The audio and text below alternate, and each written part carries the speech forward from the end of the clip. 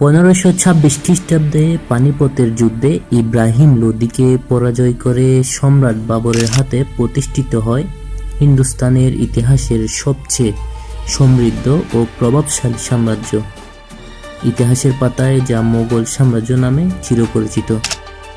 তৈমুরের বংশোদ্ভূত এই মোগলদের হাতে তদানীন্তন সময়ে জ্ঞান বিজ্ঞান, অর্থনীতি, রাজনীতি, শিক্ষা দীক্ষা ও সমরবিদ্যা, এক কথায় সবকিছুতেই উন্নতি ও সমৃদ্ধের শীর্ষ শিখরে পৌঁছে গিয়েছিল হিন্দুস্তান।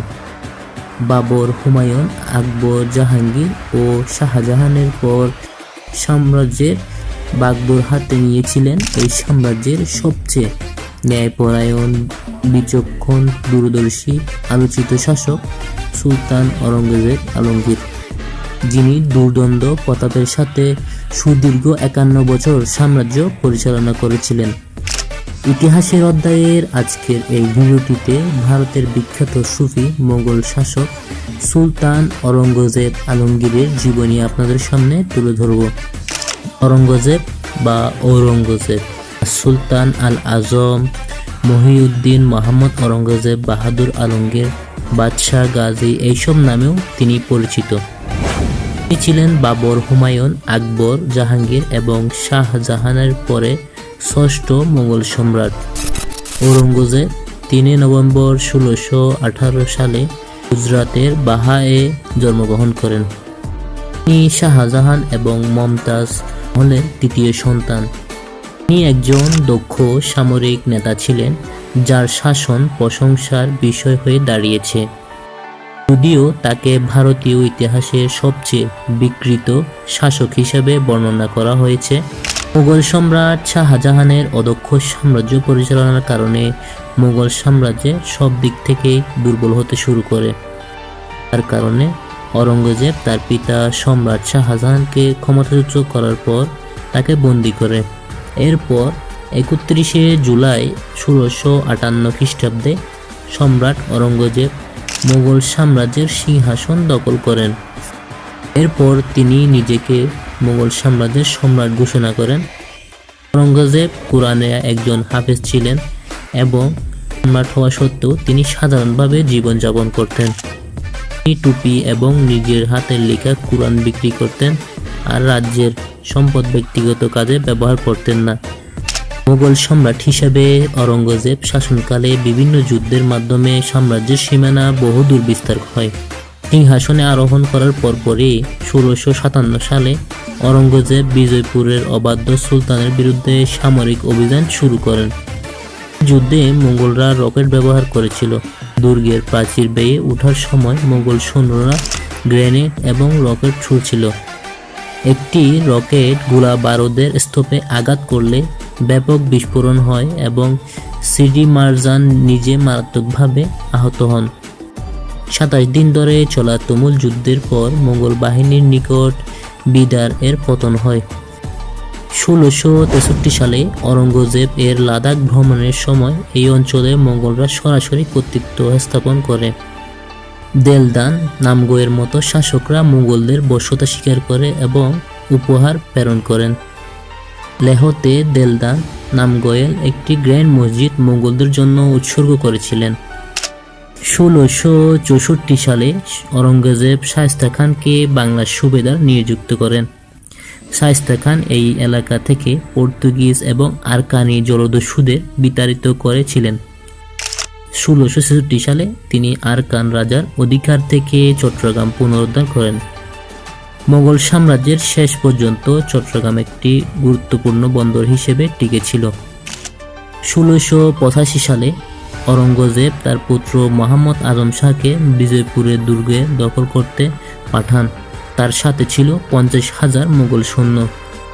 সিকান্দার আদিল শাহ ছিলেন বিজয়পুরের শাসনকর্তা। তিনি মুঘল সাম্রাজ্যের অধীনে সামন্ত হিসেবে দায়িত্ব পালন অস্বীকার জানান। মুঘলরা বিজয়পুরের দুর্গের দিকে অগ্রসর হতে পারেনি, তার কারণ উভয় দলই ভারী কামান দ্বারা সুসজ্জিত ছিল। কুতুব শাহী বংশের শাসক আব্দুল হাসান কুতুব শাহ অরঙ্গজেবের নিকট আত্মসমর্পণ স্বীকার করেছিলেন। কুতুব শাহ এবং তার লোকজন গোলকুন্ড দুর্গের অবস্থান গ্রহণ করে এবং বিখ্যাত হীরার খনি কোলোহোর খনির নিরাপত্তা নিশ্চিত করে। সম্ভবত তখনকার সময় এই খনিতে পৃথিবীর সবচেয়ে বেশি হীরা উৎপাদন হতো।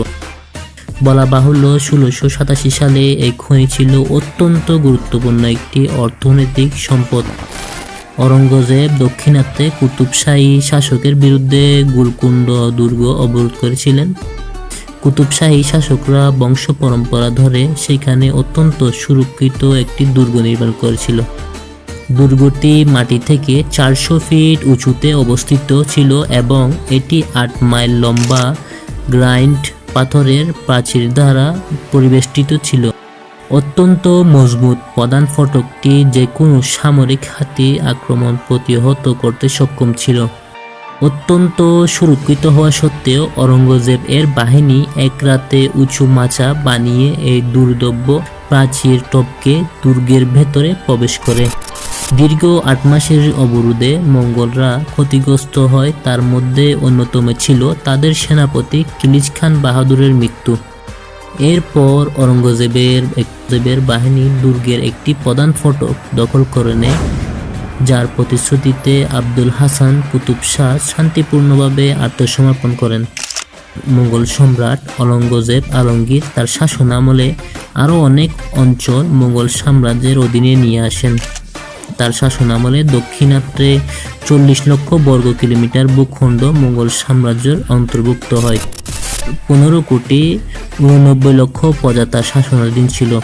তার সময়ে মোগল সাম্রাজ্যের বাৎসরিক করের পরিমাণ ছিল $450 মিলিয়ন, যা তার সমসাময়িক চতুর্থ দশক লুইয়ের আমলে ফ্রান্সের বাৎসরিক করের চেয়ে 10 গুণও বেশি। তার শাসন আমলে ভারত চীনকে ছাড়িয়ে পৃথিবীর সর্ববৃহত্তম অর্থনীতি হিসেবে গড়ে উঠেছিল, যার পরিমাণ ছিল $90 বিলিয়ন। 17 সালে সমগ্র পৃথিবীর মাথাপিছু আয়ের 1/4। সম্রাট অরঙ্গজেব শাসক হিসাবে বিতর্কিত এবং সমালোচিত ছিলেন। তার পূর্বসূরিদের ধর্মীয় সহিংসতার নীতি উপেক্ষা করে তিনি ভারতে জিজিয়া করের প্রবর্তন করেছিলেন।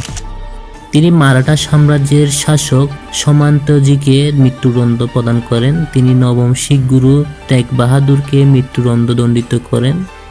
কারো কারো মতে তার আমলে অনেক হিন্দু মন্দির ধ্বংস করা হয়েছিল, কিন্তু অনেক ঐতিহাসিক মনে করেন যে তার হিন্দু মন্দির ধ্বংসের বিষয়টি অতিরঞ্জিত। শুধু তাই নয়, তিনি মন্দির নির্মাণে অর্থ অনুদান দিয়েছিলেন। তার আমলে তার পূর্বসূরিদের তুলনায় মোগল প্রশাসনের সর্বোচ্চ সংখ্যক হিন্দু কর্মচারী নিয়োগ করা হয়েছিল।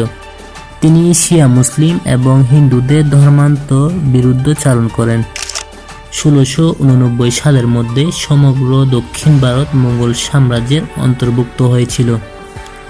বিশেষ করে গোলকুন্ড বিজয়ের পর মোগল সাম্রাজ্যের আয়তন 4 মিলিয়ন বর্গ কিলোমিটার উন্নতি হয়। এর জনসংখ্যা ছিল 158 মিলিয়ন, কিন্তু এই আধিপত্য ক্ষণস্থায়ী ছিল। অরঙ্গজেব তার পূর্বসূরিদের মতোই রাষ্ট্রীয় কোষাগারকে নিজের সম্পত্তি মনে না করে জনগণের আমানতের হিসাবে মনে করতেন। ব্যক্তিগত ব্যবহারের জন্য তিনি নিজ হাতে টুপি তৈরি করতেন এবং কুরআনের নকল করে তা বিক্রি করতেন। যদিও একের পর এক যুদ্ধে, বিশেষ করে মারাঠার সাথে তার দীর্ঘ সময় ধরে চলা যুদ্ধ সাম্রাজ্যের কোষাগারকে প্রায় নিঃশেষ করেছিল। মৃত্যুশয্যায় অত্যন্ত পীড়িত অবস্থায়ও অরঙ্গজেব চেয়েছিলেন যেন তার মৃত্যুর খবরটি প্রকাশিত না হয়, কারণ সন্তানদের মধ্যে সিংহাসনের লড়াই বেঁধে যাবে। 20 ফেব্রুয়ারি 1707 সালে যুদ্ধক্ষেত্রের সামরিক তাঁবুতে 89 বছর বয়সে তার মৃত্যু হয়। মহারাষ্ট্রের খুলদাবাদে অরঙ্গজেবের সমাধি করা হয়। সমাধিটি প্রখ্যাত শেখ বুরহানুদ্দিন গরিবের রওজা মুবারকের পাশে অবস্থিত। তিনি ছিলেন দিল্লির নিজামুদ্দিন আউলিয়ার এর শিষ্য। ইতিহাসের অধ্যায়ের এই ভিডিওটি যদি আপনাদের ভালো লেগে থাকে তাহলে চ্যানেলটি সাবস্ক্রাইব করে পাশে থাকার অনুরোধ রইল।